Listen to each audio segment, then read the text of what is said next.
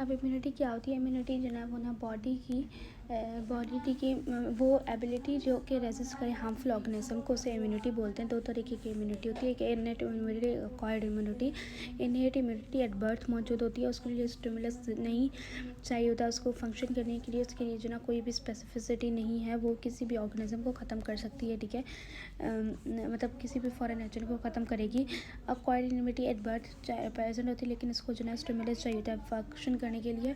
ये जो है वो ना एक अगेन से स्पेसिफिक एंटीजन ये काम करता है, और ये ज़्यादा स्ट्रॉन्ग होता है। और ये किसके थ्रू होता है? एक्वायर्ड इम्यूनिटी थ्रू लिम्फोसाइट्स के थ्रू होती है, ठीक है। इननेट इम्यूनिटी किसके थ्रू होती है? स्किन बैरियर्स के थ्रू होगी, एसिडिक सिक्रेशंस के थ्रू होगी, लाइसोजाइम्स के थ्रू होगी, बेसिक पॉलीपेप्टाइड्स के थ्रू होगी, कॉम्प्लीमेंट कॉम्प्लेक्स के थ्रू होगी, नेचुरल किलर सेल्स के थ्रू होगी, ठीक है। अब ये आ जाएगी innate immunity and acquired immunity. अब ये जो है ना वो हम इननेट इम्यूनिटी मैंने पढ़ लिया कि ना एट बर्थ मौजूद होगी, उसके लिए स्टिमुलस नहीं चाहिए होगा, ये सब कुछ इननेट इम्यूनिटी है।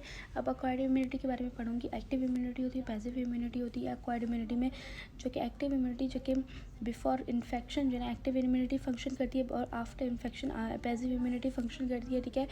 एक्टिव इम्यूनिटी, ठीक है, एक्टिव इम्यूनिटी। अब acquired immunity on the basis of कि वो ना कैसे जो ना वो ना फ़ाइट करने के लिए कैसी चीज़ें प्रोड्यूस करेंगे कि ना उनके बेस पे जो ना दो में डिवाइड किया है। Body makes it own things to fight, उसमें एक्टिव इम्यूनिटी होती है, और जो पैसिव इम्यूनिटी होगी जो बॉडी जो ना एक्सटर्नल चीज़ें जो ना वो ना लेगी फाइट करने के लिए, ठीक है, पैसिव इम्यूनिटी है, ठीक है। एक्टिव इम्यूनिटी जो ना दो में डिवाइडेड है, नेचुरल और आर्टिफिशियल। नेचुरल जो है ना वो ना अगर नेचुरल स्टिमुलस उसको on the basis of stimulus उसको दो में डिवाइड की गई है एक्टिव इम्यूनिटी को। अगर स्टिमुलस जो है वो नेचुरली दिया गया हो तो उसको नेचुरल एक्टिव इम्यूनिटी। अगर स्टिमुलस आर्टिफिशियल हो और फिर वो अपनी चीज़ें बनाए खुद ही फाइट करने के लिए, उससे आर्टिफिशियल एक्टिव इम्यूनिटी बोलते हैं, ठीक है। नेचुरल एक्टिव इम्यूनिटी में क्या होता है कि ना अगर कोई इन्फेक्शन हो जाए तो नेचुरल इम्यूनिटी है, तो ये जो ना नेचुरल है, ठीक है, तो उसके लिए जो ना खुद अपनी एंटीबॉडीज़ बनाएगा, ठीक है। और आर्टिफिशियल है, अगर वैक्सीनेशन दी जाए तो उसके अगेंस्ट जो है वो बॉडी का फंक्शन करना, खुद जो है एंटीबॉडीज़ बनाना, उसको आर्टिफिशियल बोलेंगे, ठीक है। अब पैसिव में क्या था? पैसिव में जो ना आफ्टर इन्फेक्शन हो जाएगा, ठीक है, इन्फेक्शन हो गया, उसके जो ना अपना एक्सटर्नली हेल्प लेगा, जो पैसिव इम्यूनिटी होती है, ठीक है।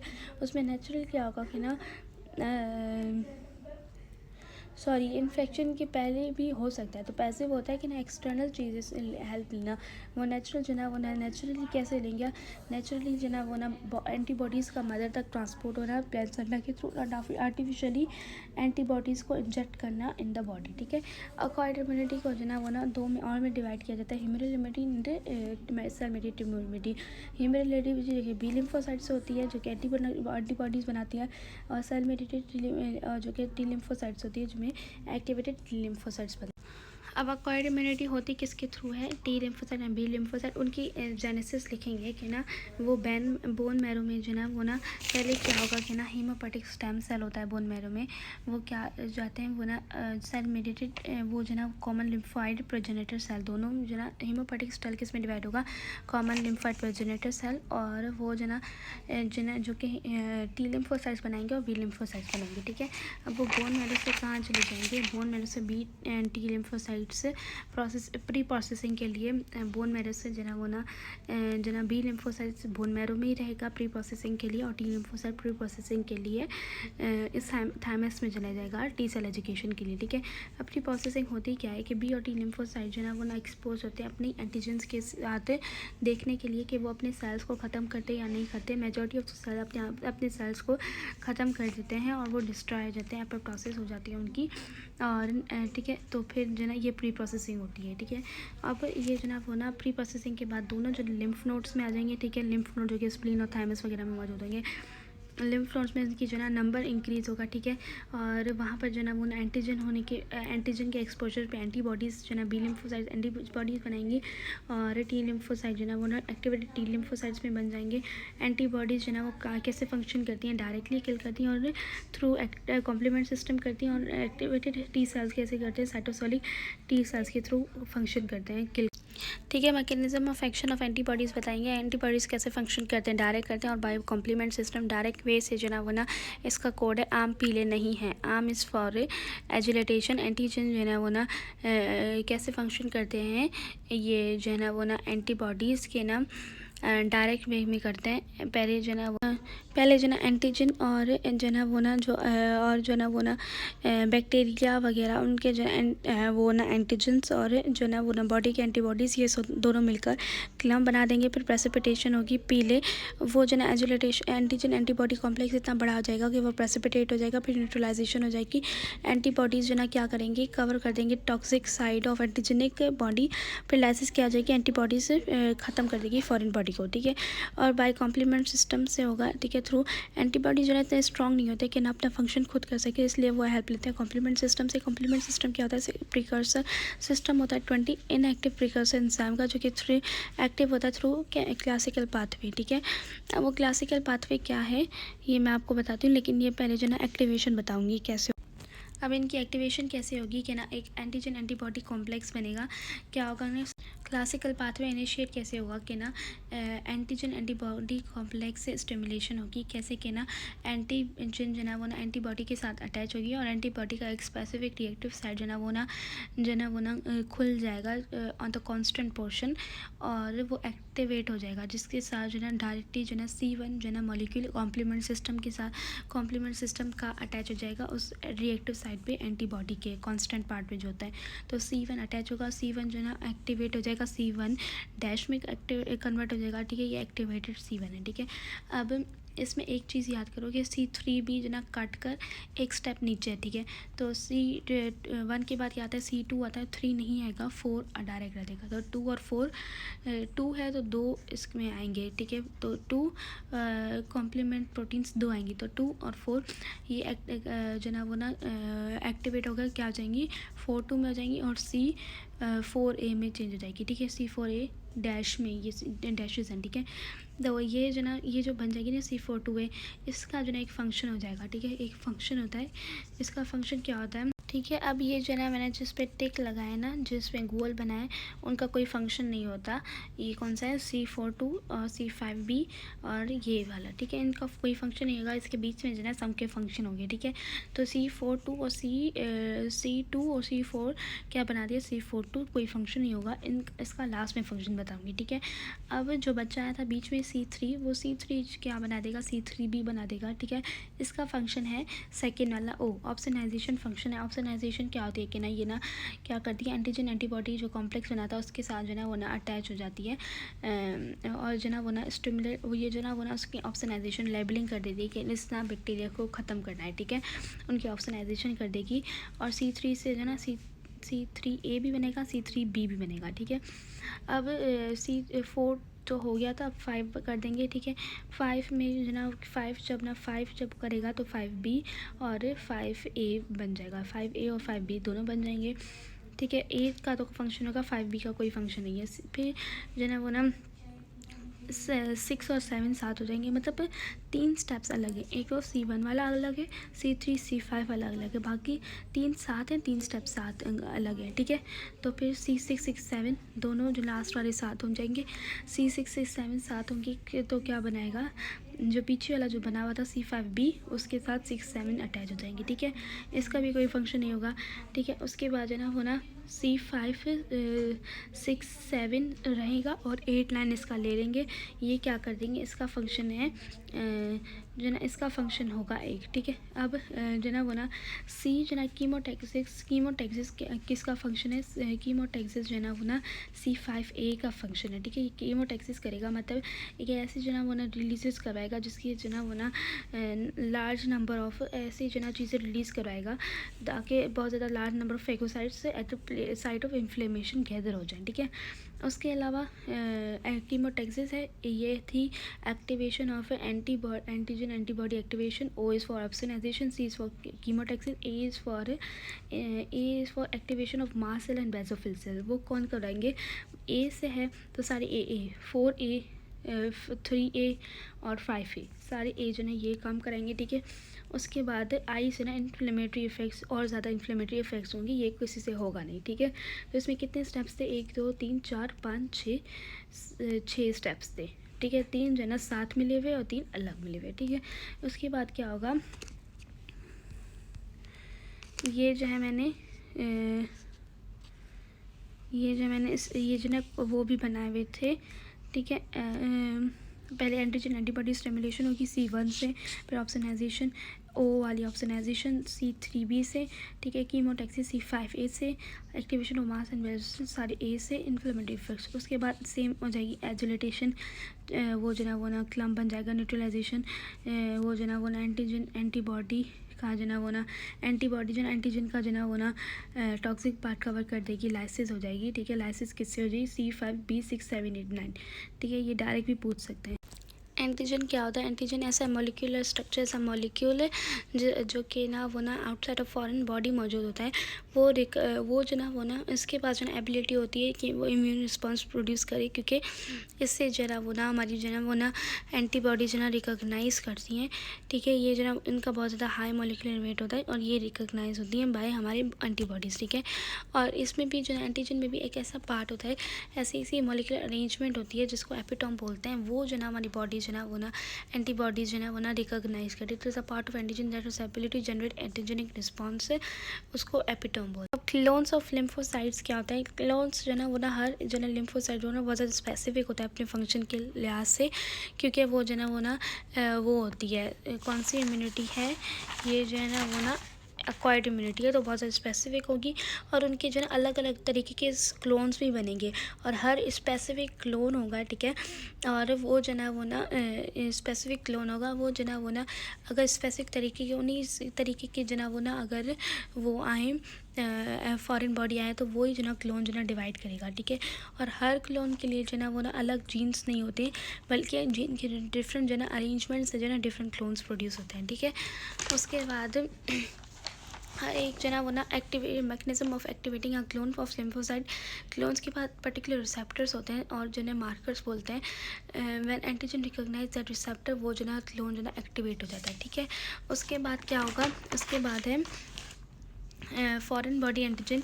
अब यही था, मैंने आपको बताया था ना कि ना जब ना एक तरीके की वो ना उस मार्कर पे अगर फॉरेन बॉडी अटैच हुआ, तो वो जो ना एंटीजेनिक रिस्पॉन्स करेगा और वही सेम जो ना वो ना क्लोन जो ना वो एक्टिवेट होगा, ठीक है।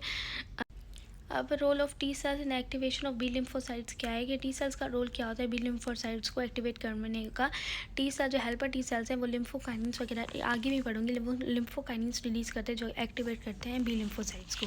अभी ये जो ना बी लिम्फोसाइट्स वगैरह पढ़े थे, इनके बाद जो ना ये भी लिखूँगी कि ना फर्स्ट एक्सपोजर फॉरेन बॉडी की जो ना उससे क्या बनेगा कि ना ये जो ना वो ना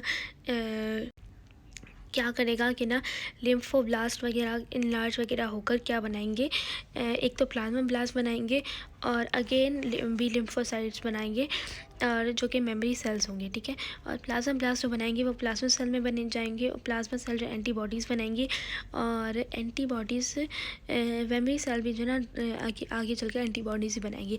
तो ये एंटीबॉडीज़ जो ना वो ना लिम्फोब्लास्ट से बनेगा, जो वो उसमें टाइम लगेगा, और जो मेमोरी सेल से बनेगा वो जल्दी बन जाती है। तो इसलिए जो ना ये फ़ायदा होता है मेमोरी सेल्स का।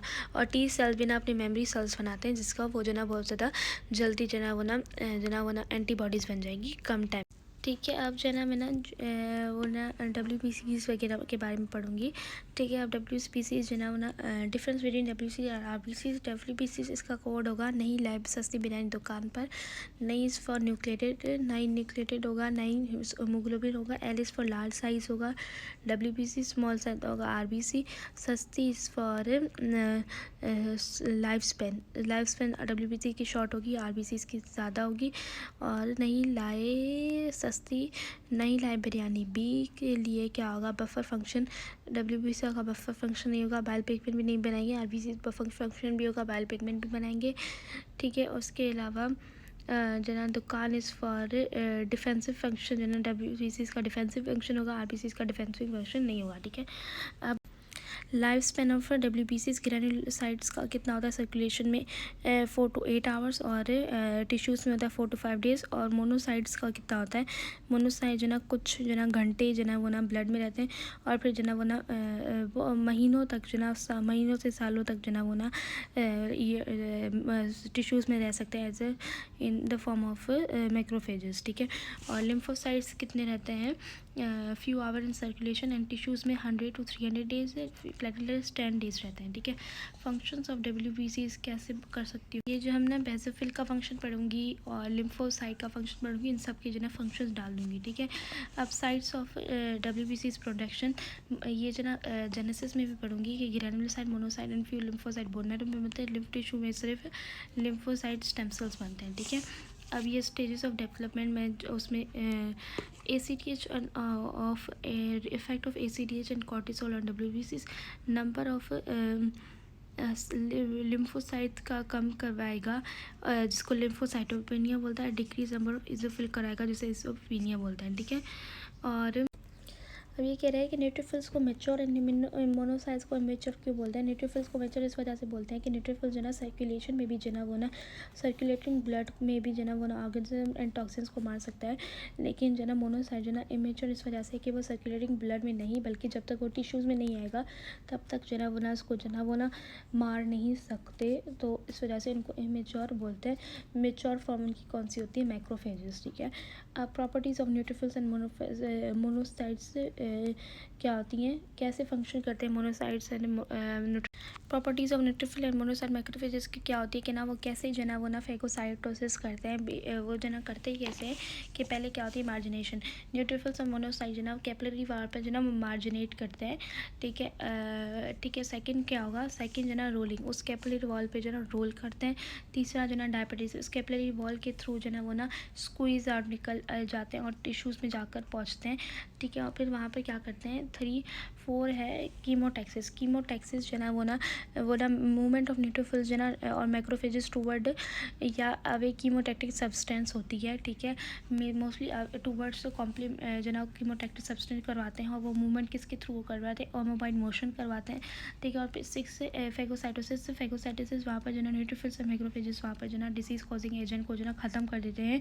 न्यूट्रोफिल्स ज़्यादा ख़त्म कर सकता है, मैक्रोफेजेस कम ख़त्म कर सकता है, सॉरी न्यूट्रोफिल्स कम ख़त्म कर सकता है, मैक्रोफेजेस ज़्यादा ख़त्म कर सकता है। फिर उसके अलावा बैक्टीरिया न्यूट्रोफिल मैक्रोफेजेस जो ना वो ना लाइसोसोम्स और किसके थ्रू ख़त्म करते हैं, लाइसोसोम एंड पेरोक्सिसोम्स के ज़रिए, ठीक है। अब ऑप्सोनाइजेशन क्या होती है कि कुछ प्रोडक्ट्स के पास और कॉम्प्लीमेंट सिस्टम उनके पास ऑप्शंस मौजूद होते हैं जिसकी जो कि ना क्या करते हैं, कॉम्प्लीमेंट सिस्टम के कुछ जो ना वो प्रोडक्ट जो कि कॉम्प्लीमेंट प्रोटीन्स हैं वो क्या करती है, फंक्शन करती है ऑप्सोनाइजेशन का, कि वो जो ना बैक्टीरिया और के ऊपर जो ना ऐसे ऑप्शंस लगा देती है, उनको इंटेलिशियस बना देती है, मतलब वो जो ना वो ना लेबल हो जाती है कि उनको जो ना वो ना ख़त्म करेंगे WBCs वगैरह, ठीक है। और ये वाई फार्कोफाइटोसिस सिलेक्टिव, ये जो ना वो ना उस लेक्चर में। अब इन्फ्लेमेशन होती क्या है, जो कि सेकेंडरी चेंजेस आते हैं tissues cause by substance release from tissues, ठीक है। टिश्यूज से जो ना वो ना आती हैं कुछ चीज़ें निकलती हैं जो कि ना कुछ चेंजेस कराती है टिश्यू में, ताकि वहाँ पर बहुत सी चीज़ें जो ना WBCs वगैरह सारे जो ना वो ना आएँ और वहाँ पर जो ना वो ना उस जो ना फॉरेन एजेंट को ख़त्म करें, उसको इन्फ्लेमेशन बोलते हैं, ठीक है। वेरियस प्रोसेसेस होते हैं, वेसोडाइलेशन होती है, कैपिलरी जो ना परमेबिलिटी इंक्रीज़ हो जाती है, ये सब कुछ जो ना वो ना उसमें पढ़ूंगी उस लेक्चर में, ठीक है। इन्फ्लेमेशन क्या होती है, टाइप्स ऑफ इन्फ्लेमेशन। अब इन्फ्लेमेशन की टाइप्स पूछ सकता है, वो 2 तरीके की होती है, एक्यूट एंड क्रोनिक। एक्यूट जो कि इंटरमीडिएट रिस्पॉन्स होगी इंजरी को, में उसे एक्यूट इन्फ्लेमेशन बोलते हैं। 5 कार्डिनल साइंस हो जाती हैं, रबर जैसे redness, calor, heat, tumour, swelling, dolor, pain, function लीजा, लॉस ऑफ फंक्शन, ठीक है। और जो कि एक्यूट इन्फ्लेमेशन में जो कि सेल्स होते हैं वो कौन से होते हैं, न्यूट्रोफिल्स होते हैं और माइक्रोफेजेस। क्रोनिक इन्फ्लेमेशन जो कि बहुत ज़्यादा टाइम के बाद जो ना वो इन्फ्लेमेशन, उसको क्रोनिक इन्फ्लेमेशन बोलते हैं। ये जो ना वो ना होता किसकी वजह से, वो जो ना वो मैलिग्नेंट ट्यूमर्स की वजह से, या जो ना वो ना अगर जो ना वो ना एक्यूट इन्फ्लेमेशन बहुत ज़्यादा देर तक एक्यूट इन्फ्लेमेशन चलता रहे तो उसकी वजह से जो ना क्रोनिक इन्फ्लेमेशन हो जाता है। और कौन से सेल्स इसमें इन्वॉल्व होते हैं, ठीक है। मैक्रोफेजेस उसमें भी इन्वॉल्व थे, इसमें भी इन्वॉल्व होंगे, इसमें लिम्फोसाइट्स और एजोफिल्स इन्वॉल्व हैं, उसमें सिर्फ न्यूट्रोफिल्स इन्वॉल्व थे, ठीक है। तो उसमें MN इन्वॉल्व थे और इसमें क्या इन्वॉल्व होंगे, इसमें जो ना MEL इन्वॉल्व होंगे, ठीक है। वॉलिंग इफ़ेक्ट क्या होता है ये भी बता दूंगी कि ना ये जो ना वो ना फिब्रोजन क्लॉट्स वगैरह से जो ना वो ना इन्फ्लेमेट एरिया को ब्लॉक करना, उसको वॉलिंग ऑफ इफ़ेक्ट बोलते हैं। वॉलिंग ऑफ इफ़ेक्ट से जो ना वो ना जो ना वो ना जो ना वो ना ये जो ना वो ना वो डिज़ीज़ वगैरह स्प्रेड नहीं होती, ठीक है।